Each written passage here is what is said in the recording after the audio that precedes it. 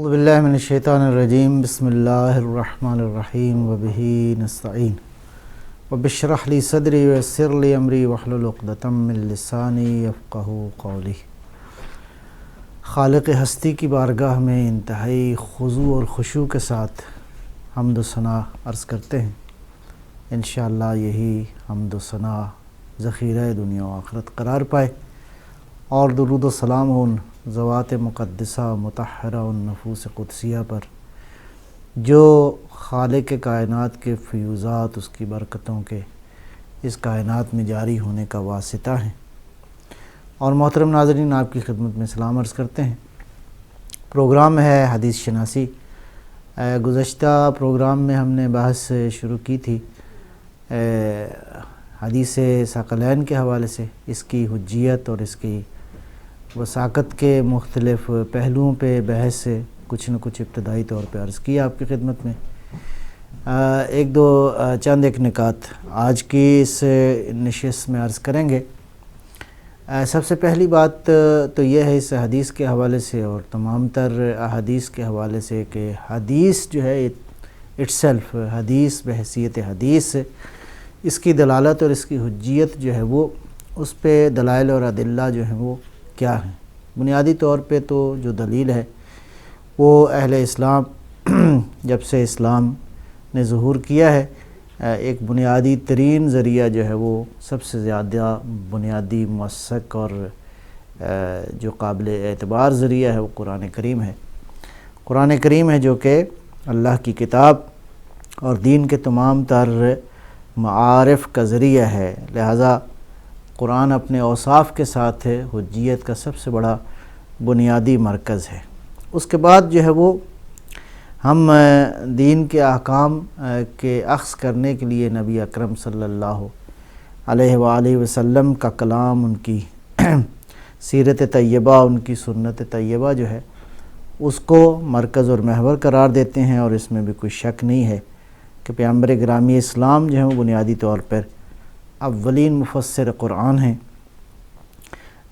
ناطق قرآن ہیں۔ قرآن کریم کی شرح کرنا، قرآن کریم کے احکام کی تفسیر کرنا، دین کے احکام کو بیان کرنا، اولین ناطق قرآن نبی اکرم صلی اللہ علیہ وآلہ وسلم۔ لہذا قرآن کریم ظاہر ہے کہ کلیات پہ مشتمل ہے۔ قرآن کریم کے اندر اگرچہ احادیث و روایات بھی یہ بات کہتی ہیں، اور ہمارا ایمان اور عقیدہ بھی یہی ہے کہ قرآن کریم میں اللہ تعالیٰ نے اپنی اس کائنات کے سارے اسرار جو ہیں وہ رکھے ہیں، لیکن یہ اسرار ہیں، اور ان اسرار کو بیان کرنے والی ہستی، اولین ہستی وہی ہے جس کے قلب مقدس اور قلب مطہر پر جو ہے وہ خداوند عالم نے قرآن کریم کو نازل فرمایا۔ اور آپ کا کلام، آپ کی سیرت طیبہ، آپ کا کلام یقیناً بمنزلہ وحی الہی ہے۔ اور جب یہ بات ثابت ہو جائے مختلف علمی ذرائع کے ساتھ کہ سرکار دو عالم صلی اللہ علیہ وآلہ وسلم کا کوئی بھی فرمان تواتر کے ساتھ ثابت ہو جائے،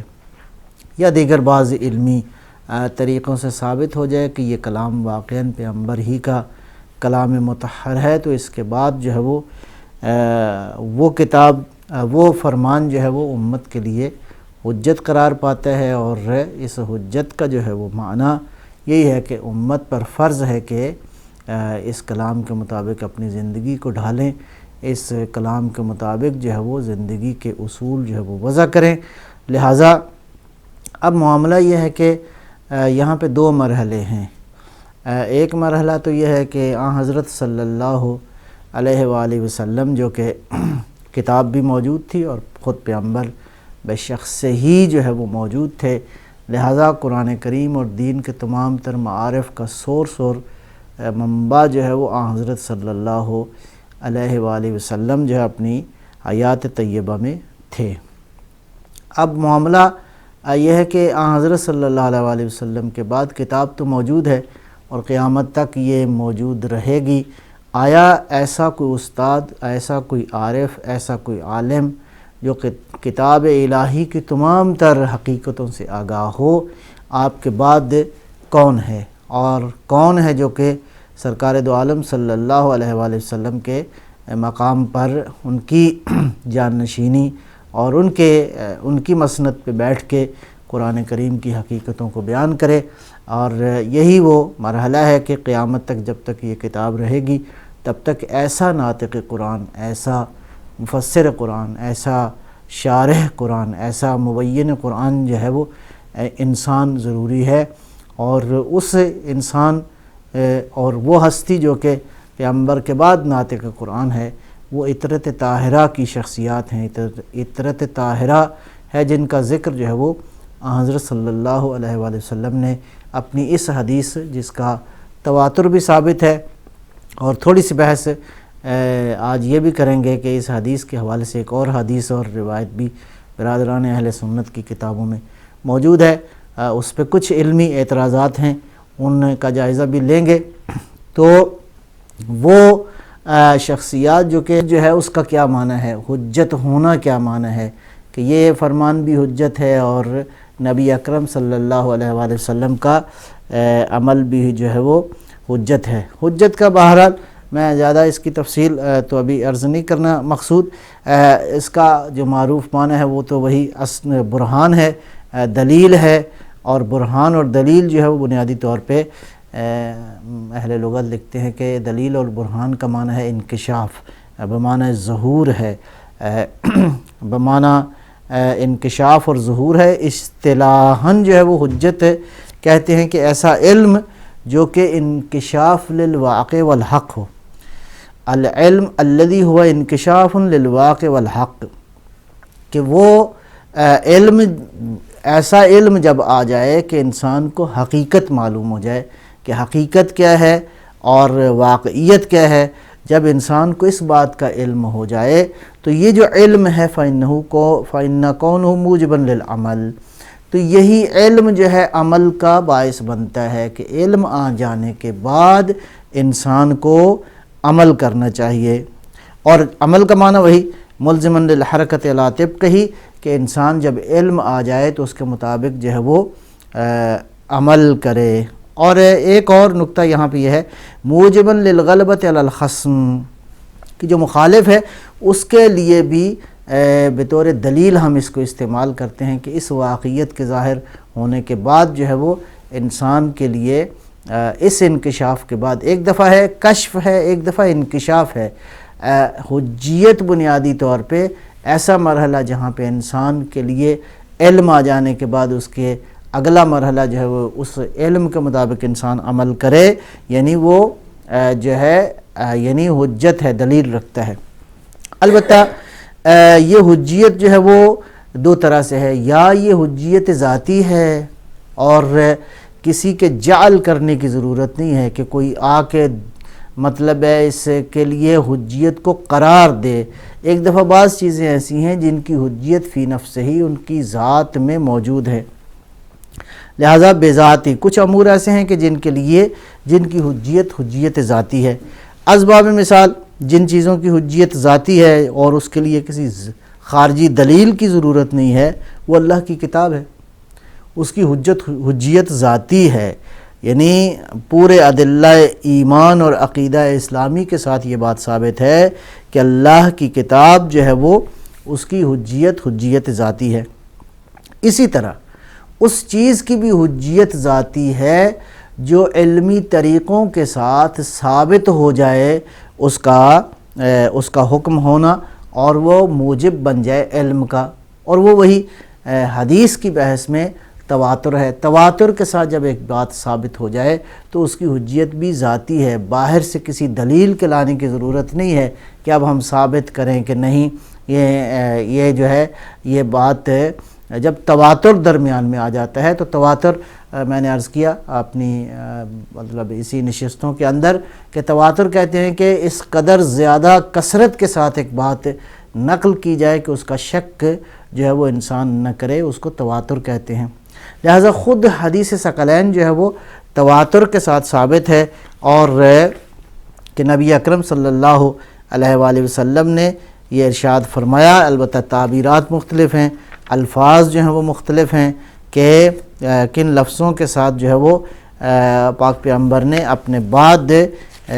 ثقلین کے حوالے سے گفتگو فرمائی کہ میں دو چیزیں تم میں چھوڑے جا رہا ہوں، ایک اللہ کی کتاب ہے اور ایک جو ہے وہ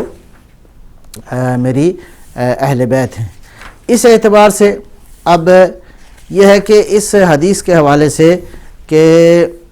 بعض لوگوں نے نقل کیا ہے کہ نہیں، کہ اللہ کے نبی نے جو ارشاد فرمایا اس میں کتاب اللہ، اللہ کی کتاب کے ساتھ ساتھ جو ہے وہ سنتی کا لفظ جو ہے وہ آیا ہے۔ آیا اس سے سنتی کے حوالے سے کیا بعض علمی اعتراضات ہیں۔ ان علمی اعتراضات میں ایک نقطہ تو یہ ہے کہ یہ حدیث جو ہے وہ صحاح ستہ میں روایت نہیں کی گئی، نمبر ایک، اور جس کتاب میں ذکر کی گئی ہے وہ موطا امام مالک ہے، اور اس میں بھی سند کے بغیر جو ہے وہ نقل نہیں کیا گیا۔ البتہ بعض احتمالات میں سے ایک احتمال یہ بھی ہے کہ اس حدیث میں تحریف ہوئی ہے، تحریف لفظی ہوئی ہے، کہ اصل لفظ جو ہے وہ کتاب اللہ و نسبتی تھا، کہ اللہ کی کتاب ہے، اور وہ چیز جو کہ جو وہ لوگ جو کہ مجھ سے منسوب، جو مجھ سے نسبت رکھتے ہیں، اور اس اعتبار سے یہ لفظی تحریف جو آئی ہے۔ ایک تو یہ بات ہو گئی۔ بعض علمی اعتراضات کے حوالے سے ایک نقطہ تو یہ ہے کہ آیا یہ سنتی لفظ سنت جو ہے قرآن کے مقابل اور عدل قرار پا سکتا ہے؟ ہم دیکھتے ہیں کہ نبی اکرم صلی اللہ علیہ وآلہ وسلم کی جو احادیث ہیں، جو آپ کی سیرت طیبہ ہے، وہ در حقیقت بالکل جیسے کہ قرآن کی نصوص ہیں، اور پاک پیغمبر کا قول جو ہے اگر وہ ثابت ہو جائے کہ یہ قول پیغمبر ہے تو اس اعتبار سے وہ بھی نص ہی کے دائرے میں آئے گا، گویا نصوص قرآنی کی تشریح قرار پائے گا۔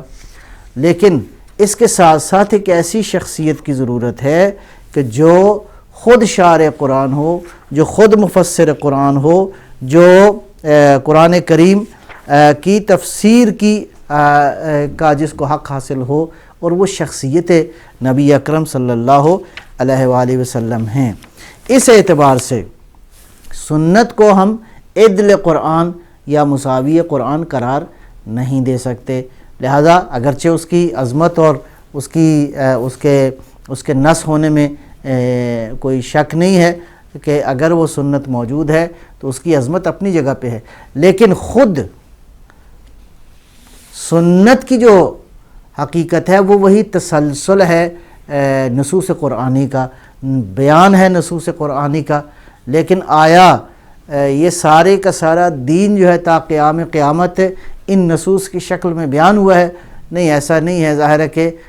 حضرت صلی اللہ علیہ وآلہ وسلم کی زندگی کا وہ 10 سال کا حصہ جو کہ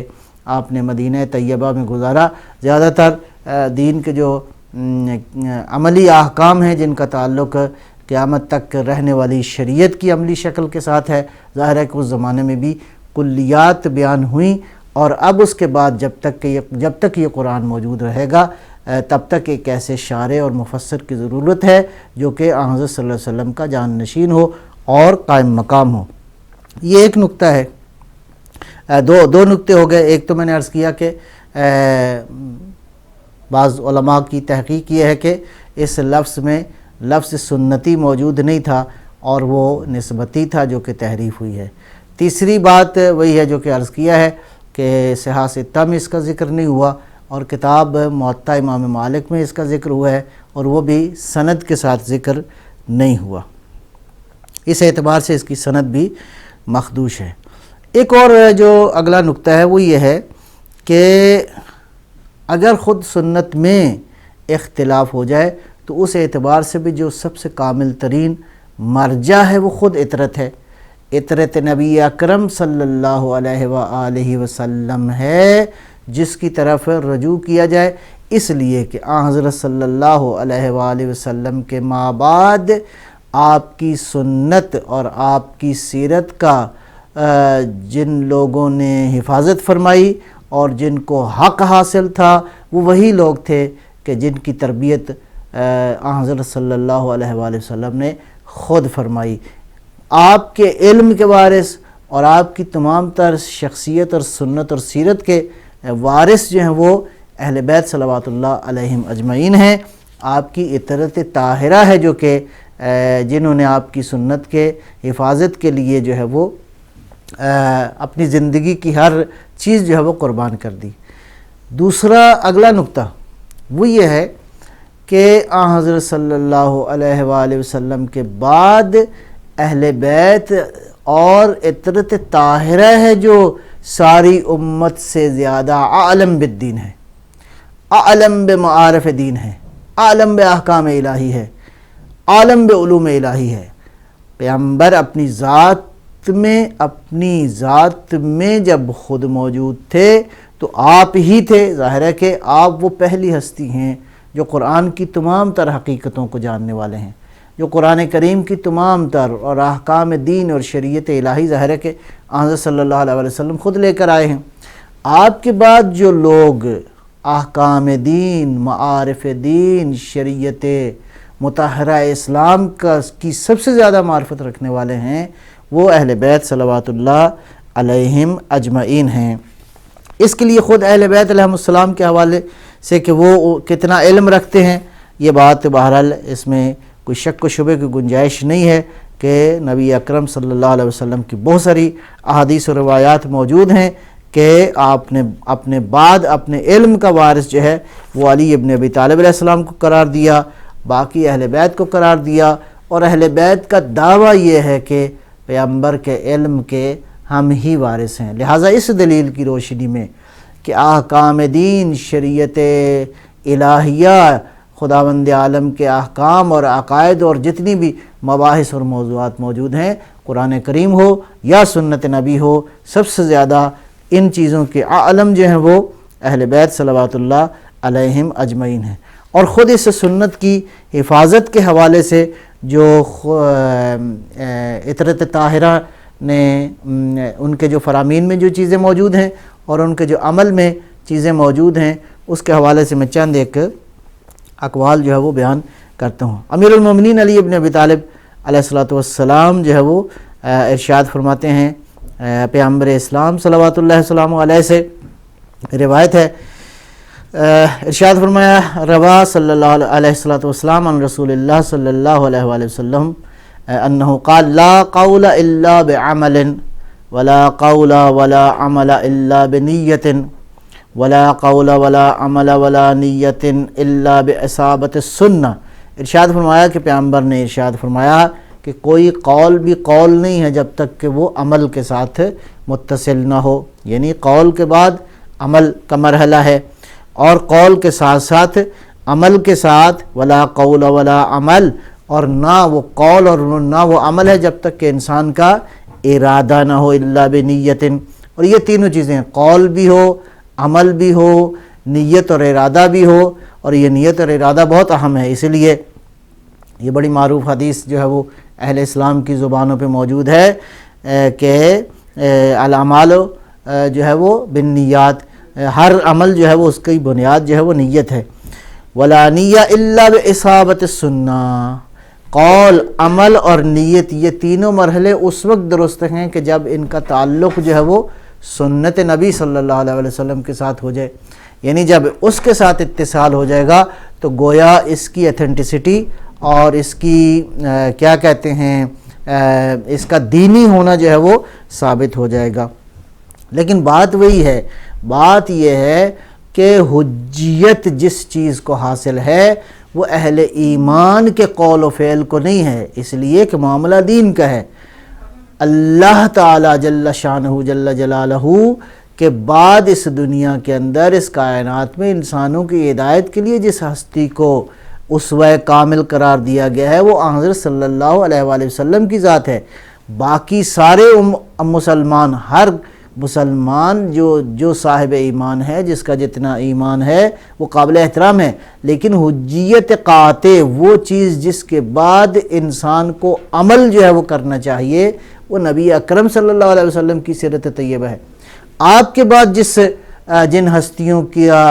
کا وجود اقدس اور ان کی سیرت طیبہ امت کے لیے حجت قرار دی گئی ہے وہ اہل بیت صلوات اللہ علیہم اجمعین ہے۔ لہذا معاملہ خالی مسلمان ہونا، صاحب ایمان ہونا نہیں ہے، بلکہ کسی بھی عمل کے لیے حجیت کے منزل پہ فائز ہونے کے لیے اور حجیت قاطع کی منزل پہ فائز ہونے کے لیے معصوم کا وجود جو ہے وہ ضروری ہے۔ وہ معصوم جب ہم کہتے ہیں تو اس سے مراد نبی اکرم صلی اللہ علیہ وآلہ وسلم اور آپ کی عطرت طاہرہ ہے۔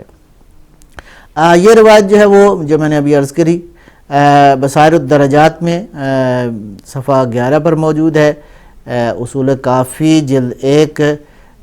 صفحہ 70 پر موجود ہے، اسی طرح تہذیب الاحکام جلد 4 صفحہ 186 پہ موجود ہے، اور اس میں امام رضا علیہ السلام سے بھی یہی روایت بیان کی گئی ہے۔ اسی طرح امام علی علیہ السلام نے جو جناب مالک اشتر رضی اللہ تعالی عنہ کے نام پہ جو خط تحریر فرمایا اور معروف ہے، وہ خط اس میں موجود ہے نہج البلاغہ میں، اس میں ایک جگہ پہ ارشاد فرماتے ہیں کہ فقط قال اللہ تعالی عز وجل لقوم احب ارشادہم، کہ اللہ تعالیٰ نے مطلب ہے لوگوں کو خطاب کرتے ہوئے یہ ارشاد فرمایا یا ایھا الذین آمنوا اطیعوا اللہ واطیعوا الرسول واولی الامر منکم فإن تنازعتم فی شیء فردوہ الی اللہ والرسول۔ تو یہ جو ارشاد فرمایا فالرد الی اللہ، یہ جو اللہ کی طرف رد کرنا ہے، یہ کیا ہے؟ الاخذ بمحکم کتابہ، اللہ کی کتاب کی طرف جو ہے وہ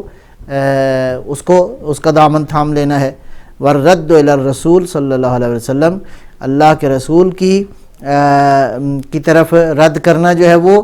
الاخذ بسنت الجامعہ غیر المفرقہ، اللہ کے نبی کی وہ سنت ہے جو کہ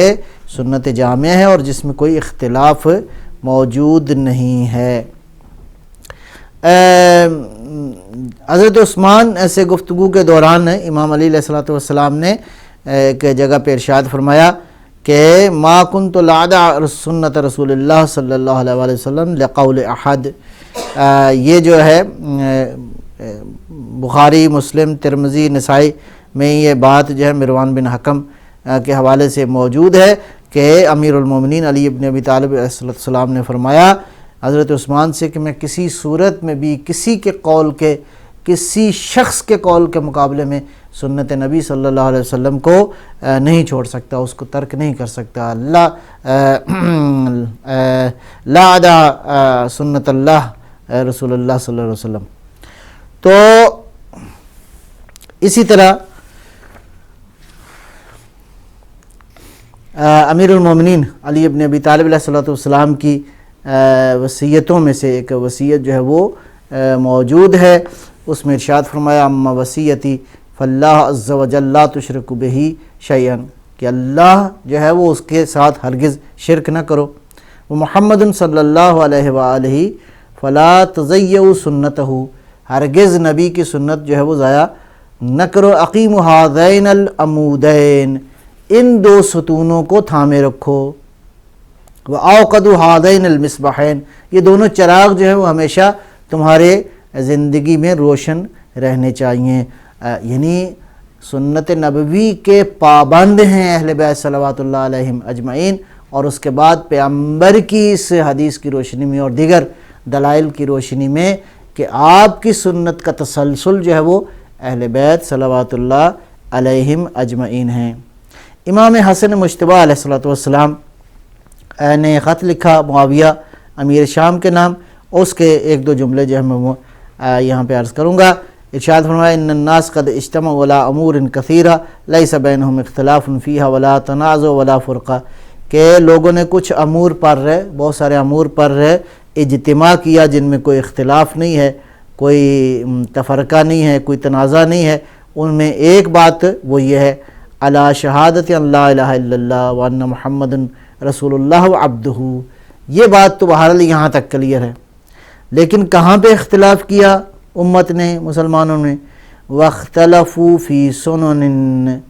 نبی علیہ السلام کی سنتوں میں اختلاف کیا، سنن نبوی میں اختلاف کیا۔ اس کے نتیجے میں اختلاف اتنا ہوا اس خط کے مطابق جو امام مجتبیٰ صلوات اللہ السلام علیہ جو ہے وہ فرزند پیغمبر، فرزند علی ابن ابی طالب علیہ السلام، یہ وہی حسن مجتبیٰ ہیں جن کی تربیت، جن کی زبان چوس کے جو ہے وہ جن کا گوشت پوست جو ہے وہ بنا، اور جنہوں نے نبی اکرم علیہ الصلوۃ والسلام کی گود ہی میں تربیت پائی۔ اور لعاب دہن پیغمبر کے چوسنے کا معنی یہ ہے کہ یہ وہ سینے ہیں، یہ وہ ہستیاں ہیں جن کے سینے جو ہے وہ اللہ تعالیٰ کے علم اور خداوند عالم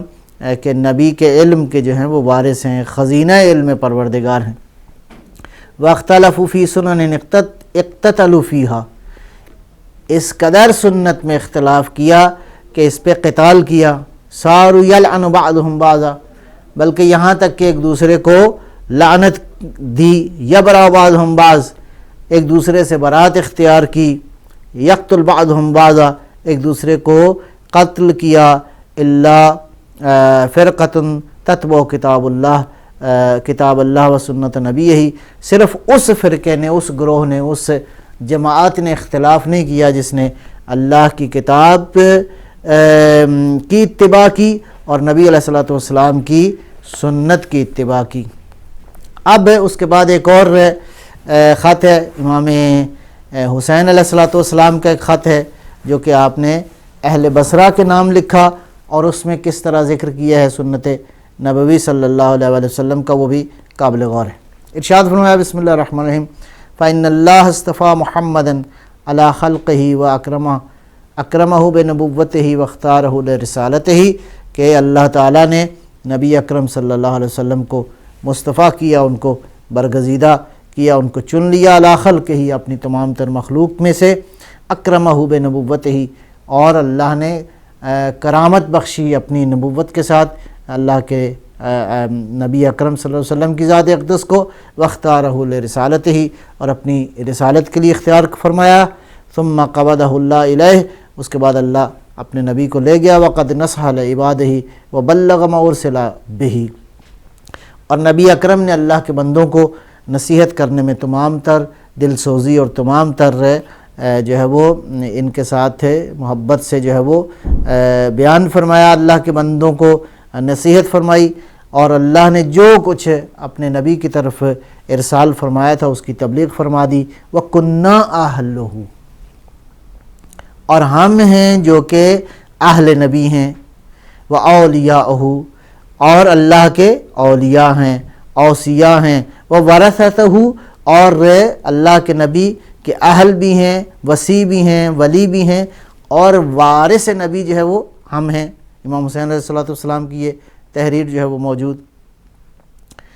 وَأَحَقَّ النَّاسِ بِمَقَامِهِ فِي النَّاسِ، یہ بات بڑی اہم ہے، اور انسانوں میں جو سب سے زیادہ حق تھا، جو سزاوار تر ہے مقام نبی پہ بیٹھنے کا، مسند نبوت پہ بیٹھنے کا حقدار ہے، وہ کون ہے؟ ارشاد فرمایا وہ ہم لوگ ہیں۔ تمام تر انسانوں میں جو سب سے زیادہ سزاوار ہے، جو مقام نبوت پہ بیٹھے، جو مقام نبوت پہ جان نشینی نبوت کے منزل پہ فائز ہے، وہ ہم لوگ ہیں۔ فاستأثر علینا قومہ بذالک فرزین وکرہنا الفرقہ واحببنا العافیہ، اس پہ کیا ہوا ہے کہ یہ جو حق ہمارا ہے، ولی ہم ہیں، وصی نبی ہم ہیں، جان نشین نبی ہم ہیں، سب سے زیادہ حقدار ہم ہیں، لیکن قوم نے، لوگوں نے ہمارے ساتھ کیا کیا؟ اسی بات پہ ہم سے دشمنی کی، ہم سے انتقام لیا، ہم سے جو ہے وہ خون کا بدلہ ہم سے لینے کی کوشش کی۔ البتہ اس کے نتیجے میں ہم نے کیا کیا؟ فرضینہ، ہم ان حالات پہ راضی رہے، کرہنا الفرقہ، ہم نے مکروہ جانا کہ امت میں افتراق پیدا ہو، واحببنا العافیہ، اور ہم نے عافیت ہی کو جو ہے وہ درست قرار دیا، اسی کو چاہا۔ وَنَحْنُ نَعْلَمْ أَنَّ أَحَقُّ بِذَلِكَ الْحَقِّ، اور ہم یہ یقین رکھتے ہیں کہ اس حق کے سب سے زیادہ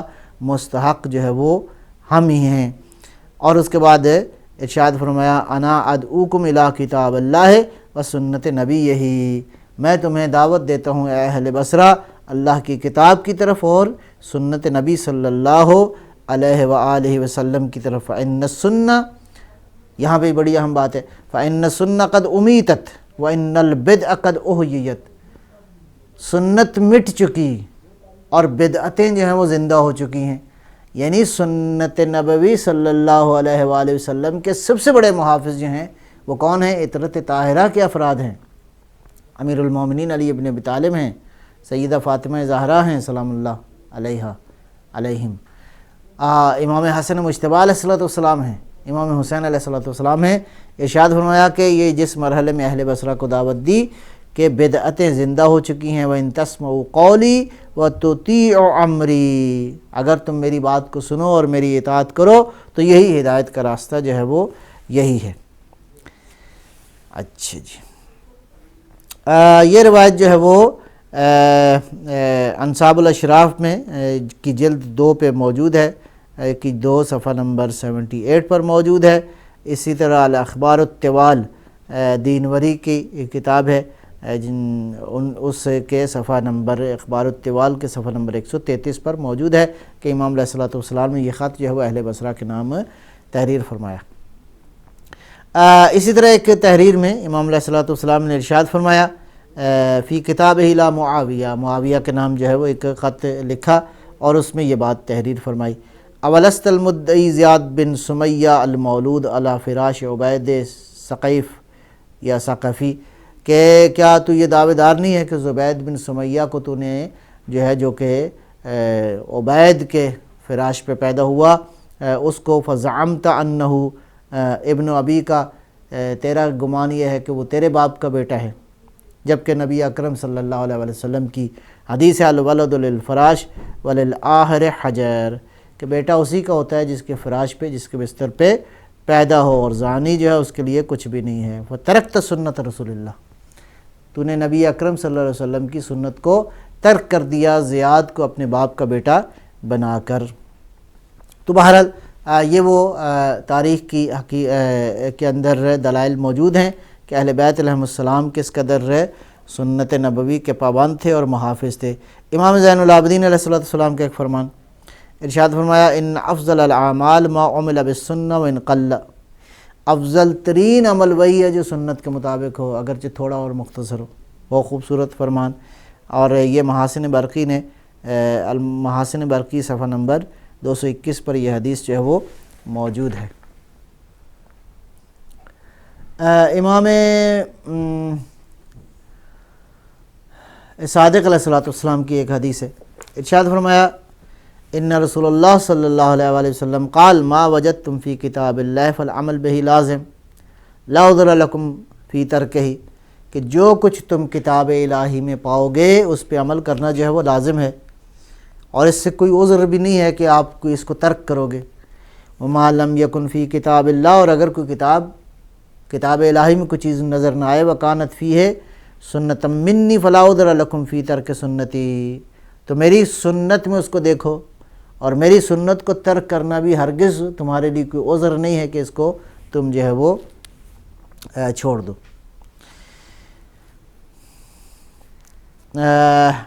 یہ روایت جو ہے وہ بصائر الدرجات صفحہ نمبر 11 پر موجود ہے۔ امام محمد باقر علیہ السلام سے ایک فرمایا، ارشاد فرمایا قال باقر علیہ السلام ان الفقیہ حق الفقیہ زاہد فی الدنیا الراغب فی الآخرہ المتمسک بسنت النبی صلی اللہ علیہ وسلم،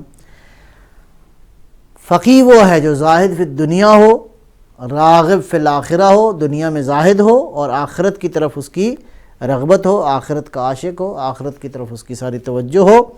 المتمسک بسنت النبی صلی اللہ علیہ وسلم، جو پیغمبر کی سنت جو ہے وہ اس پہ عمل کرے اور اسی کو اپنی زندگی کا اوڑھنا بچھونا قرار دے۔ یہ حدیث جو ہے وہ اصول کافی جلد 1 صفحہ 70 پر موجود ہے۔ اسی طرح امام صادق اور امام باقر علیہ السلام سے دونوں شخصیات سے روایت موجود ہے، لا تصدق علینا الا ما وافق الکتاب ما وافق کتاب اللہ و سنت نبی ہے، ہماری تصدیق اس صورت میں کرو کہ ہماری کوئی بات جو ہے وہ اللہ کی کتاب اور سنت نبی صلی اللہ علیہ وسلم کے مطابق ہو۔ یہ حدیث جو ہے وہ تفسیر عیاشی جلد 1 صفحہ 79 پر موجود ہے، اسی طرح وسائل الشیعہ کی جلد 27 صفحہ 123 پر موجود ہے۔ اسی طرح حدیث ہے دونوں ہستیوں سے، امام صادق علیہ السلام اور آپ کے والد گرامی امام باقر علیہ السلام سے، لو ان حدثنا برأینا ہلکنا کما غل من کان قبلنا ولکننا حدثنا ببینۃ من ربنا بینہا لنبیہ فبینہا لنا۔ بہت ہی خوبصورت حدیث ہے، بہت ہی خوبصورت روایت ہے، بہت ہی خوبصورت اور بنیادی مطلب ہے۔ وہ کیا فرمایا کہ اگر ہم اپنی رائے بیان کریں کہ کہیں یہ ہمارا فتویٰ ہے تو ہم اسی طرح ہلاک ہو جائیں جس طرح ہمارے سے ماقبل قومیں امتیں جو ہے وہ نابود ہو گئیں، انہوں نے اپنی رائے سے انبیاء کی تعلیمات کو نابود کر دیا۔ وَلَكِنَّا حَدَّثْنَا بِبَيِّنَةٍ، ہم جو بیان کرتے ہیں وہ بینہ ہے، اس کے اندر یعنی دلائل موجود ہیں، وہ بینہ کے ساتھ ہے، بالکل برہان کے ساتھ ہے، اور یہ برہان کس کی جانب سے ہے؟ من ربنا، وہ بینہ جو کہ ہمارے پروردگار نے جو ہے وہ نازل فرمایا بھیجا ہے۔ بینہا لنبیہ، یہ بینہ جو ہے پروردگار کی طرف سے اپنے نبی کو بیان ہوا، حضرت صلی اللہ علیہ وسلم۔ اور یہ ظاہر ہے کہ قرآن کریم کی آیات موجود ہیں کہ اللہ ارشاد فرماتا ہے کہ ہم نے انبیاء کو بینات کے ساتھ جو ہے وہ ہم نے بینات دی ہیں اپنے انبیاء کو، اور یہ تمام تر بینات جو ہیں وہ نبی اکرم صلی اللہ علیہ وآلہ وسلم کی ذات اقدس اور ذات مطہر جو ہے اس کو پروردگار نے بیان کر دیا۔ فبینہا لنا، اور ان تمام تر بینات کو، اس بینہ کو اللہ کے نبی نے ہمارے لیے بیان کیا ہے۔ یہ حدیث اہم ہے، اور یہی بات مطلب ہے یہ جو انی تارک فیکم الثقلین، گویا یہ جو ثقلین پیغمبر چھوڑ کے گئے ہیں، گویا ہر جہت سے اپنا جان نشین قرار دے کے گئے ہیں۔ کس کو؟ اللہ کی کتاب کو اور آپ کی جو عطرت طاہرہ اور مطہرہ ہے۔ یہ وہی لوگ ہیں جو کہ جن کا تعلق چادر زہرا کے ساتھ ہے، جو چادر تطہیر کہلاتی ہے، اور اس چادر کے نیچے جو ہے وہ اہل بیت نبوت تھے، اور یہی سلسلہ نبوت جو ہے جو کہ بعد میں بھی جاری و ساری رہا۔ یہ حدیث جو ہے وہ بحار الانوار جلد 2 صفحہ 172 پر موجود ہے، اور بصائر الدرجات جو ہے اس کے صفحہ 299 to 99 پر موجود ہے۔ اسی طرح روایت ہے وقال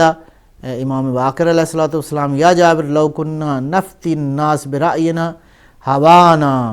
لکن من الحالکین ولکن نفتیہم بآثار من رسول اللہ صلی اللہ علیہ وسلم واصول علم عندنا نتوارثها اکابر عن کابر نکزنها کما ینکز ہؤلاء ذهبهم وفضتهم۔ بہت خوبصورت وہی بات ہے، تقریباً اسی مطلب کو امام علیہ السلام نے بیان فرمایا کہ اگر ہم لوگوں کو فتویٰ دیں اپنی رائے کے مطابق کہ یہ میری رائے یہ ہے، میرا فتویٰ یہ ہے، تو ہم ہلاک ہو جانے والوں میں سے قرار پائیں گے۔ لیکن ہم جو فتویٰ دیتے ہیں وہ کیا ہے فتویٰ؟ آثار من رسول اللہ صلی اللہ علیہ وسلم، نبی اکرم کے آثار ہم بیان کرتے ہیں، پیغمبر کے آثار ہیں، یہ پیغمبر کی سیرت ہے جو ہم بیان کرتے ہیں، اور یہ نسلاً بعد نسلاً ہم نے پیغمبر سے ورثہ میں حاصل کی ہے۔ یہ اسی طرح ہمیں پیغمبر سے وراثت ملی ہے جیسے لوگوں کو سونا اور چاندی جو ہے وہ وراثت میں ملتا ہے۔ یہ حدیث جو ہے بحار الانوار جلد 2 صفحہ 172 پر، بصائر الدرجات صفحہ 299 پر، اور اسی طرح جامع احادیث شیعہ جلد 1 صفحہ 130 پر موجود ہے۔ روایت ہے امام جعفر صادق علیہ السلام سے، ارشاد فرمایا فلما سئل عن الدین ما هو، کسی نے پوچھا مولا دین کیا ہے؟ ارشاد فرمایا فبعد ذکر الفرائض الواجبہ، واجب فرائض کے بعد جو دین وہ کیا ہے؟ قال علیہ السلام ان رسول اللہ صلی اللہ علیہ وآلہ وسلم سنّا سننا حسنتا جمیلتا ینبغی للناس الاخذ بها۔ واجب فرائض کے بعد پیغمبر علیہ السلام نے پاکیزہ خوبصورت اپنی سنتیں قائم فرمائی ہیں۔ اب وہ جو سنتیں قائم فرمائی ہیں لوگوں کا فرض ہے کہ وہ ان سنتوں پہ عمل کریں۔ یہ چند ایک وہ روایات ہیں جن سے یہ بات ثابت ہوتی ہے کہ اہل بیت علیہم السلام جو ہے وہ کس قدر سنت نبوی صلی اللہ علیہ وآلہ وسلم کے پابند تھے۔ اور اب چند ایک روایات میں آپ کی خدمت میں عرض کروں گا کہ اہل بیت ہی ہیں جو سنت کے محافظ ہیں، اور اس سنت کے سب سے زیادہ علم رکھنے والے جو ہیں وہ اہل بیت صلوات اللہ علیہم اجمعین ہیں۔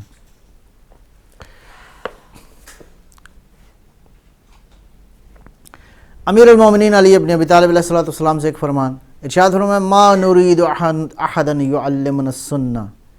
ہمیں کسی کی ضرورت نہیں ہے کہ جو آ کے ہمیں تعلیم دے کہ پیغمبر کی سنت کیا ہے۔ سبحان اللہ، بہت ہی خوبصورت بات ہے کہ یعنی علی سے بڑھ کے سنت نبوی علیہ السلام کا عارف اور جاننے والا کون ہوگا۔ آپ کی یہ حدیث جو ہے من لا یحضرہ الفقیہ جلد 2 صفحہ 336 پر موجود ہے، تہذیب الاحکام جلد 5 صفحہ 68 پر موجود ہے۔ امام حسن مجتبی علیہ السلام ارشاد فرماتے ہیں، بہت خوبصورت، ان الائمہ منا وان الخلافہ لا تصلح الا فینا، ارشاد فرمایا کہ ہم اہل بیت ہیں، ائمہ ہم میں سے ہیں، اور خلافت بھی ہمارے علاوہ کسی اور کے لیے درست نہیں ہے، ٹھیک نہیں ہے۔ وَأَنَّ اللَّهَ جَعَلْنَا أَهْلَهَا فِي كِتَابِ اللَّهِ وَسُنَّةِ نَبِيِّهِ صلی اللہ علیہ وسلم، اللہ نے اپنی کتاب اور نبی صلی اللہ علیہ وسلم کے حوالے سے اہل ترین جو ہے وہ ہمیں ہی قرار دیا ہے۔ وَإِنَّ الْعِلْمَ فِينَا، علم ہمارے اندر ہے، ہمارے پاس ہے۔ وَنَحْنُ أَهْلُهُ، اس علم کے اہل بھی ہم ہیں۔ وَهُوَ عِنْدَنَا مَجْمُوعٌ كُلُّهُ بِأَحَذَافِيرِهِ، کہ کل کا کل علم جو ہے وہ ہمارے پاس موجود ہے۔ وَأَنَّهُ لَا يَحْدُثُ شَيْءٌ إِلَى يَوْمِ الْقِيَامَةِ حَتَّى عَرْشُ الْخَدَشِ إِلَّا وَهُوَ عِنْدَنَا مَكْتُوبٌ بِإِمْلَاءِ رسول اللہ صلی اللہ علیہ وآلہ وسلم وخط علی علیہ السلام بِیَدِهِ۔ بہت ہی خوبصورت فرمایا کہ اس قیامت تک کوئی بھی معاملہ ایسا نہیں ہے جس کا حکم ہم نہ جانتے ہوں۔ اللہ اکبر۔ اور یہ بات ایسے نہیں ہے کہ خالی دعویٰ ہو، یہ بالکل اپنی جگہ پہ یہ دعویٰ ثابت اور بالکل پریکٹیکلی ثابت ہے۔ فرمایا قیامت تک کوئی بھی معاملہ ایسا نہیں ہے کہ جس کا حکم ہمیں موجود نہ ہو، حتیٰ اگر کسی کو ہلکی سی خراش آ جائے تو اس کا شریعت نے کیا حکم دیا ہے وہ ہمارے پاس موجود ہے۔ اور یہ ہمارے پاس اس لیے موجود ہے کہ نبی اکرم علیہ السلام املا فرماتے گئے، علی علیہ السلام نے سارے علم کو لکھا، اور وہ علم جو کہ پیغمبر نے املا فرمائی، علی ابن ابی طالب علیہ السلام نے اپنے دستخط مبارک سے لکھا، تحریر کیا، اور وہ سارے کا سارا علم جو ہے وہ ہمارے پاس سے موجود ہے۔ امام حسین علیہ السلام، یہ حدیث جو میں عرض کروں آپ کی خدمت میں، احتجاج طبرسی صفحہ 287-88 پر موجود ہے۔ بلاغت الامام الحسن علیہ السلام صفحہ نمبر 68-69 پر یہ موجود ہے۔ امام حسین علیہ السلام سے روایت موجود ہے، کہتے ہیں کہ آپ کربلا کی طرف جا رہے تھے کہ ثعلبیہ کے مقام پر اہل کوفہ میں سے ایک شخص سے ملاقات ہوئی۔ آپ نے پوچھا من ای بلاد انت، من ای البلاد انت، کہاں کے رہنے والے ہو؟ عرض کیا کہ من اہل الکوفہ۔ بہرحال اس گفتگو کے دوران امام نے ارشاد فرمایا، یا اخا اہل الکوفہ لو لقیتک بالمدینہ، اے کوفی بھائی اگر تو میرے پاس مدینہ میں ہوتا، میری ملاقات تیرے ساتھ اگر مدینہ میں ہوتی۔ یہ بات قابل غور ہے، دقت کے لیے اہم ہے یہ بات کہ امام حسین علیہ السلام نے ارشاد فرمایا، لا اللہ ارایتک اثر جبرائیل علیہ السلام فی دارنا ونزولہ بالوحی علی جدی یا اخا اہل الکوفہ، اے کوفہ کے رہنے والے اگر میری ملاقات تیرے ساتھ مدینے میں ہوتی تو میں تجھے اپنے گھر میں جبرائیل کے آنے اور وحی کے آثار کا مشاہدہ کراتا۔ یہ باتیں کیا ہیں؟ یہ ساری حقیقتیں کیا ہیں؟ یہ ساری حقیقتیں اس بات کی دلیل ہے کہ اہل بیت ہی در حقیقت جان نشین سنت ہیں۔ اس بات کو میں اب بہرحال وقت کے دامن میں گنجائش نہیں، انشاءاللہ اس بحث کو مختصر انداز میں آگے بھی جاری رکھیں گے آئندہ انشاءاللہ نشست میں۔ تو خلاصہ مطلب آپ کی خدمت میں عرض کریں وہ کیا ہے؟ وہ یہی ہے کہ دیکھیں ہدایت کے لیے اللہ نے جو نظام بیان فرمایا ہے وہ نظام اتنا پاکیزہ، کامل، اکمل، مکمل، اتم ہے کہ اس میں کسی بھی انسان کو اختیار نہیں ہے کہ اس میں کمی بیشی کرے، اور اللہ نے ایسا کامل ضابطہ حیات اور ایک ایسا کامل ہدایت کا نظام ارشاد فرما دیا ہے، اور اس کا معنی یہ ہے کہ اللہ کی طرف سے آنے والا نظام ہدایت بالکل معصوم ہے، اللہ کی کتاب بھی بالکل معصوم ہے، وہ ہستی جس کے سینے پہ قرآن آیا وہ بھی معصوم ہے، قیامت تک جب تک کتاب رہے گی یہ معصوم کتاب رہے گی، اور ایک معصوم شارح مقدس شارح مفسر قرآن ایک جو ہے اس کی ضرورت ہے، اس لیے کہ کوئی بھی نظام تعلیم میں